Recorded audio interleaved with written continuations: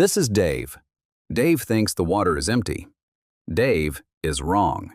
In the next 10 seconds, his body will start a process it cannot stop. His leg will be crushed by a force 4 times what it takes to snap a femur. He'll be spun underwater at 400 degrees per second. And the thing that finally kills him isn't what you think. Let's break it down. Dave is on vacation. Africa. Beautiful river. Perfect selfie spot. He scans the water. Nothing. No ripples, no shadow, no warning. What Dave doesn't know is that a Nile crocodile has been watching him for hours. Crocodiles study their prey. They learn routines. They remember where humans come back. This one has 9,000 pressure sensors on its skin called ISO organs. They detect pressure changes finer than your fingertips. A single droplet hitting the surface tells the crocodile where you are. Dave steps closer to the water.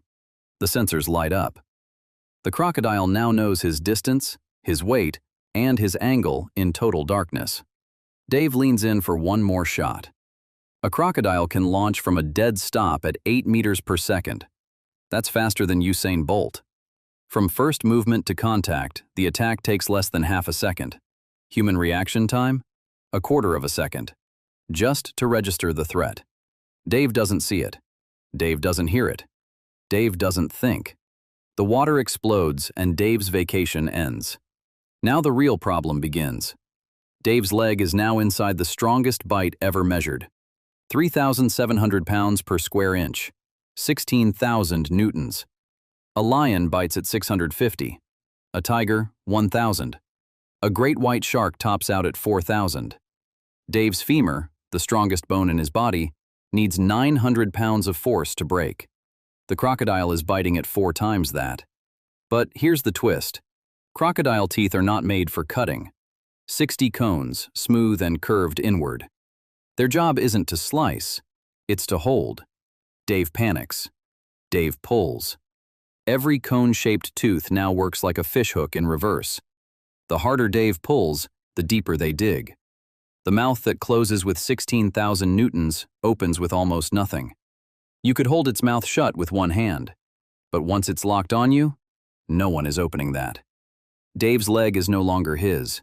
It belongs to the river now, and the crocodile hasn't even started the move that gives this video its name. Now the death roll begins. First, the crocodile pulls its legs tight against its body, like a figure skater starting a spin. The head bends 49 degrees one way. The tail bends 103 the other. This shape isn't random. It's physics. A scientist named Frank Fish proved in 2007 that this maneuver is a zero angular momentum turn. The crocodile spins itself without pushing off anything. Just water, geometry, and a leg to spin around. A large crocodile spins at over 400 degrees per second. More than one full rotation every second. Dave's body, however, is not built to rotate. Human bones handle compression well. Human bones handle stretching well. Human bones handle twisting the worst. First rotation. The skin and fascia stretch to their limit and tear in a spiral. Second rotation. The hip joint capsule fails. Ligaments snap. Third rotation. The bone gives. Tendons are last. They always go last. Inside the crocodile's mouth, the leg comes free. Outside Dave is now lighter, in the worst possible way. But Dave is still alive, and his body is about to make things worse. Because in the next 20 seconds, Dave's reflexes will try to save him. Every single one of them is wrong. Dave's body has a protocol for sudden injury. The crocodile has a protocol too. The first thing his nervous system does is fire the withdrawal reflex, pull the limb away from pain. It happens in 50 milliseconds. Before Dave even knows he's been bitten, his leg is already pulling back. But crocodile teeth curve inward like fishhooks. Pulling away doesn't free the leg.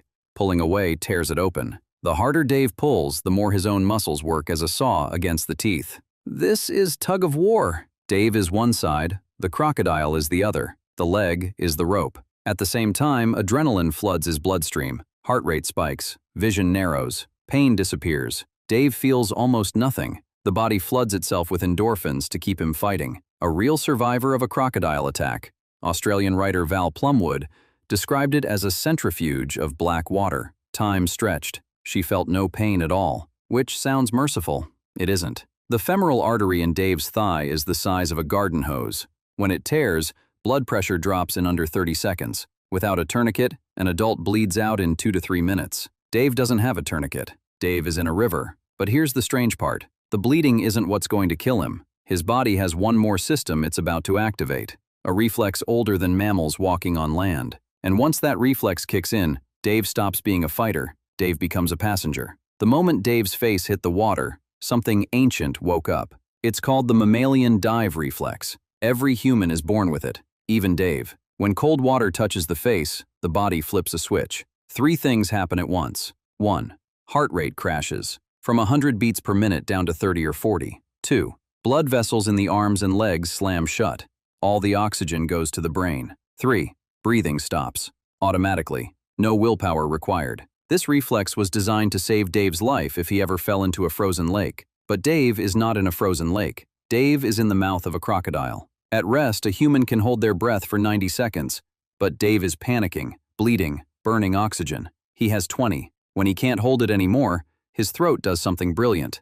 The vocal cords slam shut. No water gets in. This is called laryngospasm. It buys Dave about 1 extra minute of life. But the crocodile can hold its breath for an hour. Dave's reflexes were built for a world without crocodiles. The crocodile remembers a world before mammals existed. And now, with 20 seconds of air left, the crocodile is about to do the thing that finishes Dave for good. At some point in the next minute, Dave stops moving. The crocodile feels it. Now the crocodile has a problem. Dave is too big to swallow whole. And there are other crocodiles in this river who would happily steal him. So the crocodile does something most people get wrong. You've probably heard that crocodiles hide their prey to let it rot, to soften the meat. That story is wrong. A crocodile's stomach runs at pH 1.2. It can dissolve hooves, horns, and bone. It does not need rotten meat. The real reason it hides Dave under the roots is simpler. It's storage. A crocodile can eat 25% of its own body weight in one meal. After killing Dave, it's full.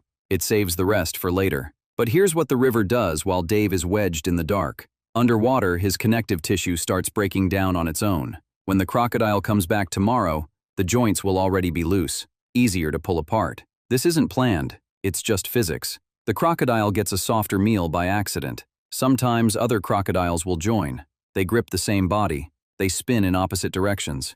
They share dinner the only way they know how.